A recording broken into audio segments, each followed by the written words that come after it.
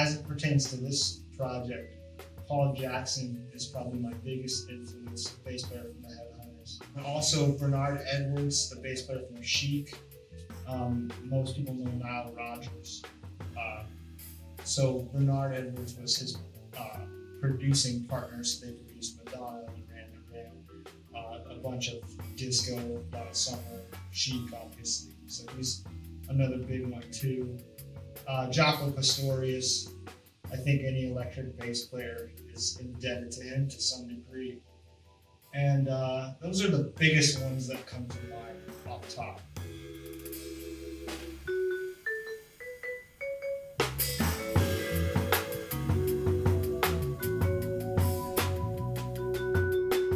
So this was born out of a place in my life where it was musically, where I had sort of ended two long-standing groups that I'd been in.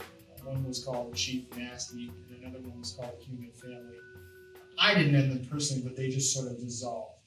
And both of those projects were really close to my heart. And at that time, I just kind of was letting things come. So I wasn't actively trying to create another project, but I kept getting hit up by different venue owners and people like Brian Ross that put on shows, asking me, if old bands wanted to do dates and things of that nature, and I didn't have a band to fill any of those requests. And so that was sort of how I had the idea for this was, well, I should have something to give to these people that are asking about the old groups. And for me, I'm primarily a guitar player, but I've done a lot of gigging locally in San Diego and some national tours and international stuff in Mexico playing bass. But I've always sort of been like the fill-in guy, subbing for friends and things of that nature. So I never have led a group from the bass chair. And Kevin and I had known each other from playing in a bluegrass band that I was in. So I forgot about that. Yeah, so I think that was our first connection. And then we connected playing with Voices of Our City Choir. And I remember the first rehearsal he came to and sat in. He was doing this really amazing, like James Gadsden-esque hi-hat stuff on these, soul tunes. And most jazz drummers can't really do both. And he kind of has both of those worlds going on. So I always had him in the back of my head, like, man, I like that guy's feel. I think he'd be fun to work with. And he's such a positive person. That's how we connected. And then with Matt, we met through Charlie Chavez, a percussionist in San Diego who's done a lot of stuff in the Latin music community. And he had some dates in Mexico for a tour, and he needed a bass player, so he reached out to me. He had already tapped Matt to do this tour. And so that was when we met. We had these rehearsals, and he had these really great songs that he wrote, and I just loved his playing. He's got huge ears, and just the vibe of that rehearsal was really fun, and just his musicianship overall really resonated with me.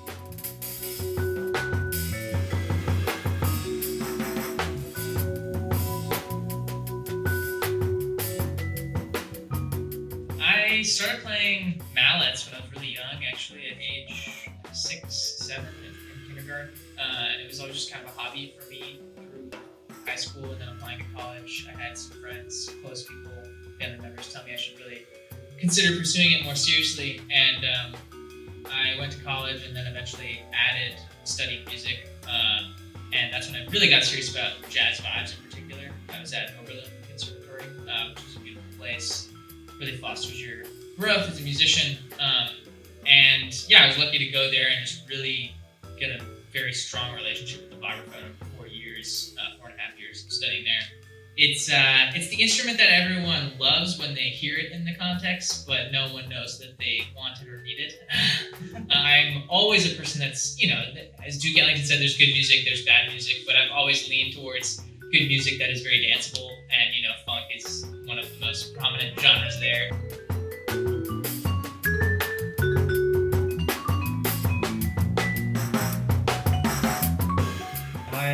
My band and I, we were on Late Night with Seth Meyers a couple weeks ago. It was like pretty much the only performance we've had in 2020 because of the pandemic, because we were not able to tour. I was always a jazz drummer at heart, but I remember the specific moment when I was in high school where I was like, I think I'm gonna have to play other stuff, you know what I mean? Like all my friends were starting like bands, like ska bands and punk bands, and I was like, if I wanted to play in those venues with them too, like I did the same thing. And then I kind of got enamored with just like trying to be the most versatile like musician I could be. But not only just being versatile, I wanted to be like sonically convincing. Like I wanted to sound correct in every genre I was playing. So in the way I tuned and selected my drums, with my approach, my touch, it all became like a thing. And I think the pursuit of sounding legitimate in whatever art form you're doing, or being legitimate in whatever art form you're doing, it's like a good thing, and that's what I want to do. That's kind of how it started. When I actually dropped out of college to do music full time, and when I did that, I was doing it to be in a metal band. So I kind of always have just chased things, you know what I mean? I've always kind of jumped in 100% into whatever I was doing and immersed myself. But at the heart of it, it's always been jazz. You know what I mean? My approach is like a jazz drummer. So, it's nice. Like when Ricky and I first met, it's because I was very enamored with like those old school like Wrecking Crew studio drummers and stuff like that. James Gadsden, and also like Hal Blaine too, and Keltner and all that stuff, and their approach of how, and even like Jabo and the drummers from James Brown, just how you make music sound like that, you know what I mean?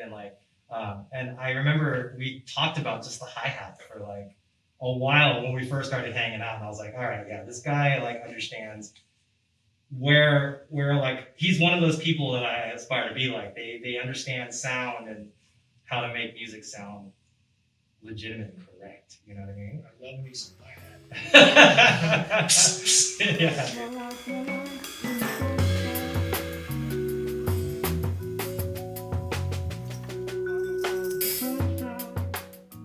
I've been in Carl's band since around Christmas time.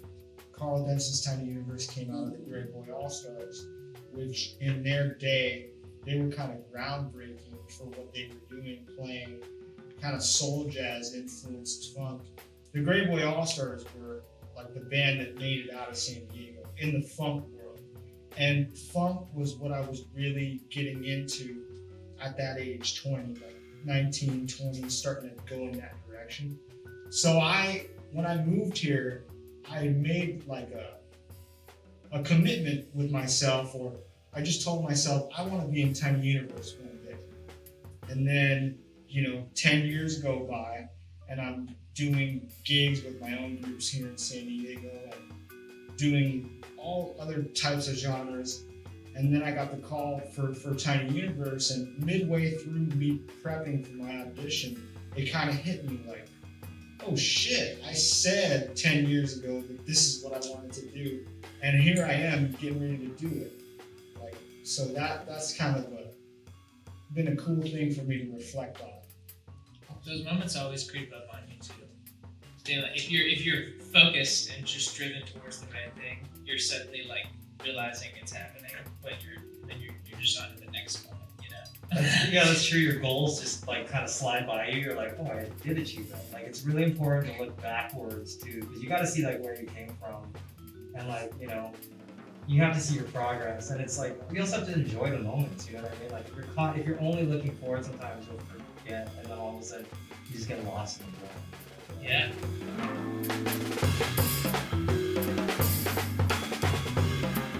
When Brian Ross reached out to me asking if I wanted to do a birthday show initially I was on the fence because I usually prefer not to play on my birthday as I get older, just because I play so often. It's what I do all day, every day. That on my birthday, I usually like to be social and to have a break and hang out with friends. But this year, that isn't really happening in a big way. And so I just kind of assumed that I wasn't going to do anything for my birthday. It would just be a regular day. So when Brian reached out to me, kind of after a while, well, I'm not going to do anything that day anyway. And it'll be a cool way for my family to see me play. Family in New York, which most of them are back there. I've got family in Las Vegas, family in the Dominican Republic. By putting on a show, this would be a way that they could all tune in real time on my birthday and maybe drop a line and say hello. So I'm getting excited for it. What I like is during our shows, we often end up doing one or two things at least that are just, or more, there's just lots of little moments where random things happen, and all of us have mingled in improvisational music. So it's nice to have this foundation of playing funk tunes that are generally arranged and sectioned out, but then having one or two moments where Kevin throws a totally different groove underneath it, and then I start doing something different, and then Ricky changes the bass line, and it just becomes a different thing for a second, and then we go back out into a structured thing. So yeah, I always look forward to that element of our playing together. I mean, I also think it's an honor and pleasure that I get to spend time with you on your birthday. You know what I mean? Because like you said, we're not able to do that. We take for granted that we always, just run into each other at jams and gigs and stuff like that. And so when you get chances to actually be in person and see your homies, that's that's very special to me. It's also, like you guys said, going into gigs, if I didn't know what was gonna happen, would normally make me nervous and anxious, but with this group, it makes me excited and happy. Yeah. Because also too, in any type of improvised music, the trust is a big thing, and I trust these dudes a lot. And beyond the music too, we all enjoy just hanging out with each other. We like going to eat food and that kind of stuff, and so it'll just be good to be able to hang and then also play music, but then also share it through the stream, and my family will be tuning in too, and my family is up in the Bay, and the blessing of the pandemic is with all the streaming that's been doing, my family's been able to see it and be a part of it and experience it in real time, which is an amazing thing, which is I'm very grateful too that you guys are doing this. Thank you. Yeah. Man, I'm just really excited, and I feel blessed and fortunate to have been asked to put something together. And any excuse to get together with these guys is an excuse that I love to have. So I'm very excited to play for everybody, and I look forward to seeing you guys on my birthday.